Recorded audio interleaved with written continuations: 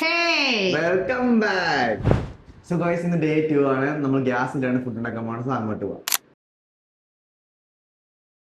So guys, നമ്മൾ ഇന്ന് ഉണ്ടാക്കാൻ പോകുന്നത് ഇഡ്ഡലിയാണ്. ഇഡ്ഡലി നമ്മൾ സ്റ്റീമർ വെച്ച് ഉണ്ടാക്കാൻ പോവാണ്.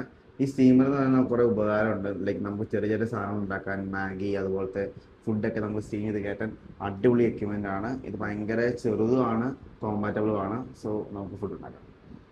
ദോശമാവ് കൊണ്ട് ഇഡ്ഡലി ഉണ്ടാക്കുന്നത് അത് നമ്മൾ പുതിയതായിട്ട് ആദ്യമായിട്ട് ഞാൻ സ്റ്റീമറിൽ ഒന്ന് ട്രൈ ചെയ്യുവാണ്. സോ ഗൈസ്, അങ്ങനെ മാവ് സ്റ്റീമറോട്ട് ഒഴിക്കുവാണ്.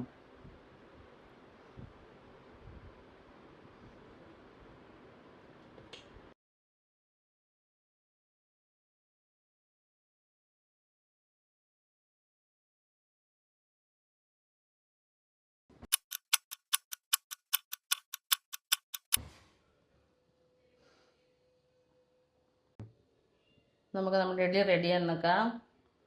സോ ഗൈസ്, ഓൾമോസ്റ്റ് വെന്തിട്ടുണ്ട്. നമുക്കത് ഓഫ് ചെയ്ത് വെച്ച് തണുത്ത് കഴിയുമ്പോഴത്തേക്ക് എടുത്ത് നല്ല സാമ്പാർ കൂട്ടി കഴിക്കാം കേട്ടോ. അപ്പോൾ ഗ്യാസ് ലാഭിക്കാൻ ഇഡ്ഡലി ഈ രീതിയിൽ നമുക്ക് ഉണ്ടാക്കിയെടുക്കാം. So that's for today. See you for next video. Bye. By.